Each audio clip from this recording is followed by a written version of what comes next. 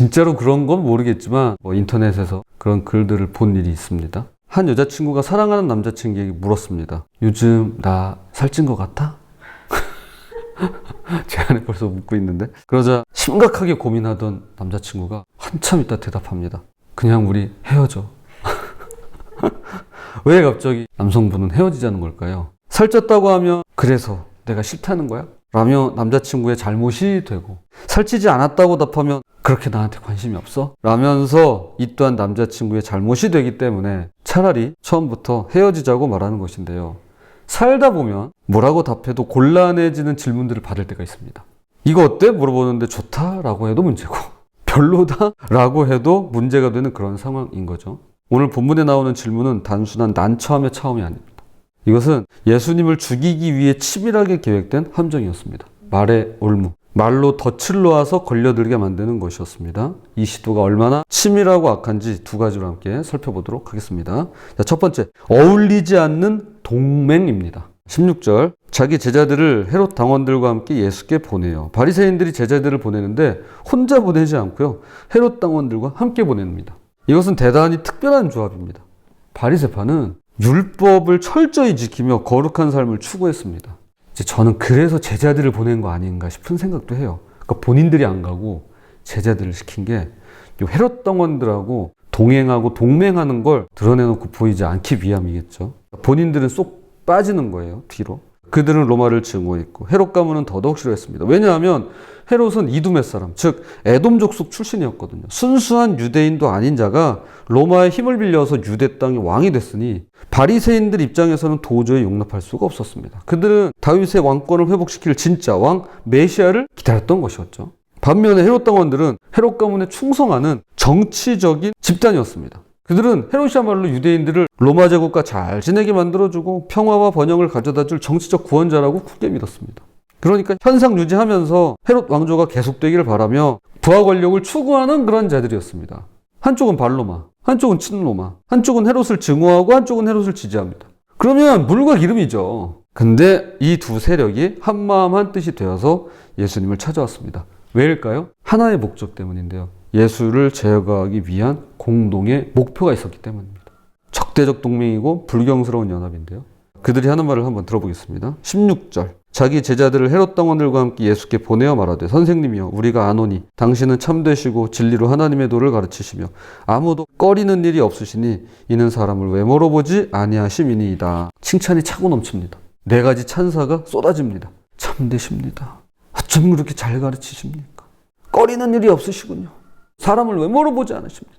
이 정도면 완벽한 스승 아닐까요? 그런데 이것은 진심이 아니었습니다. 18절, 예수께서 그들의 악함을 보시고 이르시되 외식하는 자들아 어찌하여 나를 시험하느냐. 악함, 외식, 시험, 이것이 화려한 칭찬의 정체였습니다. 인정도 존경도 아니에요. 단지 함정, 올무를 걸기 위한 장치일 뿐입니다. 이들은 정말로 하고 싶은 말을 꺼내며 이제 본론으로 들어갑니다. 17절, 그러면 당신의 생각에는 어떠한지 우리에게 이르소서. 가이사에게 세금을 바치는 것이 옳으니까 옳지 아니하니까 하니. 그러니까 여러분, 이게 막 찬사가 쏟아지고 막 칭찬 일색이다? 조심하셔야 됩니다. 정말 조심하셔야 돼요. 그러니까 이 칭찬도 잘해야 된다고 하잖아요. 부탁대고 할 것도 아니고 그냥 두루뭉술하게 할 것도 아니고 구체적으로 꼭 필요한 말만. 특별히 오늘 말씀을 통해 알게 되는 건 진정성을 담아서 정말로 하고 싶은 말을 이제 꺼내면서 본론으로 들어가는데요. 완벽한 덫이죠. 만약 예수님께서 세금을 내야 한다고 답하시면 바리새파가 반로마 정서를 이용해 대중들을 선동할 겁니다. 보시오! 이 사람은 로마 편입니다. 우리 민족을 배신하는 자요! 라면서 말이죠. 당시 유대인들은 로마에 내는 세금을 증오했습니다. 그러니까 우리는 그냥 아깝다 이런 생각이잖아요. 근데 아깝죠. 근데 그 당시는요, 단순한 세금이 아니라 굴욕의 상징이었기 때문에 그러합니다. 야, 우리가 하나님을 섬기는데 감히 이방 민족이 와가지고 우리를 다스려? 그리고 우리 걸 빼앗아? 이런 생각이었어요. 반대로 아니요, 세금을 내지 말아야 합니다 라고 예수님께서 답한다면 이번엔 헤롯 당원들이 즉시 반역죄로 고발할 겁니다. 로마 당국에다가. 그러면 황제에 대한 반역은요, 사형에 해당하는 중죄였습니다. 즉 어느 쪽으로 답하든 예수님은 올무에 걸리고 마는데요, 철저히 계획된 이중 함정이었습니다. 확 끼워줬다가 완전히 그냥 그런 표현 하잖아요. 날아가게 하는 거죠. 자, 조심해야 될 것 같아요. 자, 두 번째, 동전 하나가 드러낸 진실입니다. 그런데 예수님의 대응을 보세요. 19절. 세금 낼 돈을 내게 보이라 하시니 데나리온 하나를 가져왔거늘. 자, 어제도 우리가 1데나리온을 봤지만 오늘도 이제 그 한 1데나리온 나옵니다. 예수님께서 동전을 달라고 하십니다. 흥미로운 점은 예수님은 그 동전을 가지고 있지 않았다는 사실입니다. 야, 내가 동전 보여줄게. 봐봐. 이렇게 꺼낸 게 아니에요. 그들이 가져왔다는 거예요. 그러니까 예수님은 이게 이제 로마 돈인데 1데나리온을 가지고 다니지 않았어요. 그러니까 로마 돈을 가지고 다니질 않았다는 겁니다. 자, 1데나리온, 이것은 로마 황제가 발행한 은화입니다. 하루 품삯세에 해당하는 가치가 있으며 세금을 낼 때 사용하는 공식 화폐입니다. 성전세는 그거는 이제 성전에다 내는 거잖아요. 그거는 데나리온으로 계산을 안 했어요. 그거는 세겔로 냈습니다. 그건 이제 유대인의 화폐. 데나리온은 로마의 화폐.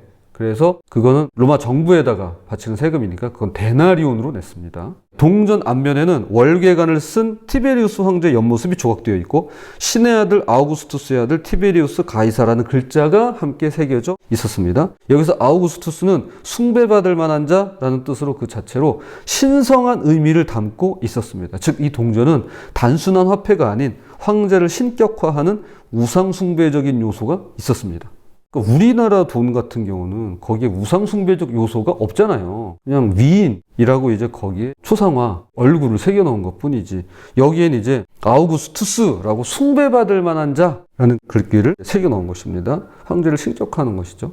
실제로 황제가 신이었죠. 그래서 이 부분은 요한계시록에서 나눴더랬죠. 예수님께서 물으십니다. 20절. 이 형상과 이 글이 누구의 것이냐. 예수님은 동전에 새겨진 형상과 글, 요 두 가지를 지적하십니다. 형상과 글. 가이사의 것입니다. 그들이 대답했습니다. 황제 얼굴이 새겨져 있고 황제 이름이 적혀 있으니 이것은 황제의 것이 맞습니다. 그러자 예수님께서 말씀하십니다. 21절. 이르되 가이사의 것이니이다. 이에 이르시되 그런즉 가이사의 것은 가이사에게 하나님의 것은 하나님께 바치라 하시니. 놀라운 대답입니다. 얼마나 지혜로운 답변인가요? 이 한마디가 모든 함정을 무너뜨립니다. 예수님은 세금 문제에 갇히지 않으셨습니다. 오히려 그 질문을 근본적인 차원으로 끌어올리고 있는 것입니다. 가이사의 것은 가이사에게 라고 말이죠. 동전은 가이사가 만들었고요. 가이사 형상이 새겨져 있으니 가이사에게 돌려주는 것이 마땅하다는 겁니다. 그런데 이게 다가 아니에요. 여기서 한 말씀 더 하십니다. 한 걸음 더 나아가시는데요. 하나님의 것은 하나님께 바치라. 이것이 핵심입니다. 그럼 하나님의 것이란 뭘까요? 자, 가이사의 것은 알겠어요. 동전이 있으니까요. 거기 형상도 있고 글도 있으니까. 자, 그럼 하나님의 것이란 무엇일까요?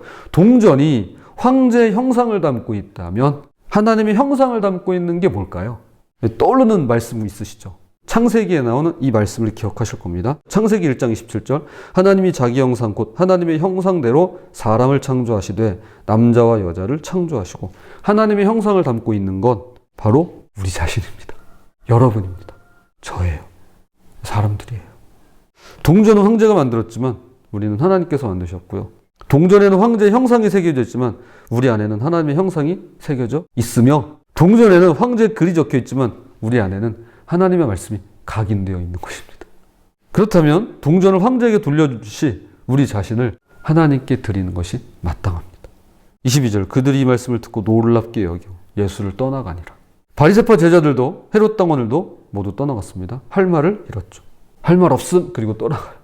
그들은 올무를 도왔지만 오히려 진리 앞에서 침묵할 수밖에 없었는데요. 예수님께서 그들의 악함을 드러내시고 동시에 하나님 나라의 진리를 선포하신 것입니다. 자, 이제 말씀의 결론을 맺겠습니다. 우리 삶에도 수많은 말의 올무가 있습니다. 세상은 이것 아니면 저것, 내 편이냐 네 편이냐 이걸 이렇게 가르면서 함정으로 우리를 시험합니다. 이분법적 질문으로 우리를 궁지에 몰아넣습니다. 자, 그러나 예수님은 그런 함정 자체를 뛰어넘으십니다. 그리고 세금을 내느냐 마느냐의 문제가 아니라 너는 누구의 것이냐? 라는 근본적인 질문으로 우리를 이끌어 가십니다. 당신 어느 편이야? 당신 어느 쪽이야? 뭐 이렇게 질문할 때 있잖아요. 근데 주님은 뛰어넘으셔서 이거를 근본적인 질문으로 당신은 누구의 것입니까? 동전 하나에 새겨진 형상과 글이 그 동전의 주인을 말해주듯이 우리 안에 새겨진 하나님의 형상과 말씀은 우리의 진짜 주인이 누구인지를 말해주는 것입니다. 우리가 세금을 내고 법을 지키고 시민으로서의 의무를 다하는 것은 당연합니다. 가이사의 것은 가이사에게 주면 됩니다. 그런데 그보다 훨씬 더 중요한 것이 있는데요. 하나님의 형상으로 지음받은 나 자신을, 나의 삶을 하나님께 드리는 것입니다. 우리의 시간, 우리의 재능, 우리의 마음, 우리의 꿈, 우리의 자신을 말이죠. 왜냐하면 우리는 하나님의 것이기 때문입니다. 내 인생은 내 거예요. 왜냐하면 하나님께서 주셨어요. 선물로 주셨습니다. 내 인생을. 그래서 시간도 우리에게 허락하셨고 또 재물도 우리에게 허락하셨고 내가 가지고 있는 성격이 있잖아요. 태어날 때부터 갖고 있는 성격, 품성. 하나님께서 주신 선물이 이거 내 거예요. 그런데 나는 하나님의 것입니다. 나는 그분 소유예요. 그러니까 내 인생은 내 거 맞지만 나는 하나님의 것이에요. 나는 그분의 소유입니다. 부디 말의 올무에 걸리는 대신에 하나님의 진리 안에 거하며 내 안에 새겨진 그분의 형상을 기억하고 또 말씀을 떠올리면서 나 자신을 하나님께 온전히 드리는 저와 여러분이 되시기를 주님의 이름으로 부탁을 드립니다.